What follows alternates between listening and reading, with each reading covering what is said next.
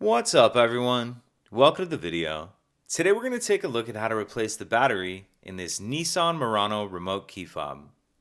This Nissan Murano remote key fob is going to use replacement battery CR2032, and I'll put a link in the description box of this video to where you can find these replacement batteries if you're in need. The other thing I'm going to be using is a medium-sized flathead screwdriver.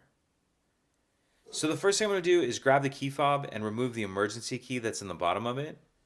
That's done by pressing this release on the back of the fob that my thumb's on, and the emergency key will pull out like that. We can just set that key to the side.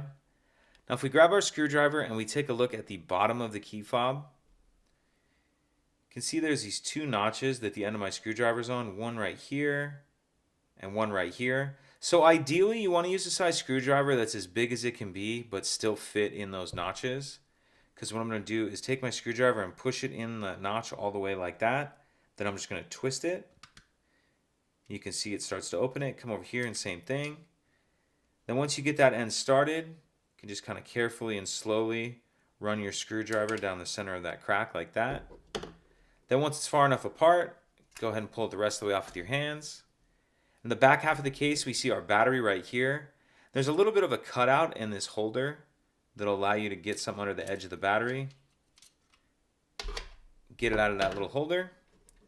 Then I'm going to grab the new replacement battery, and you want to make sure that you're installing your new battery with the plus side down like that. And this part here, down by the metal key ring, I'm going to start this edge in first. So start that edge in first like that, and then pop it down into place.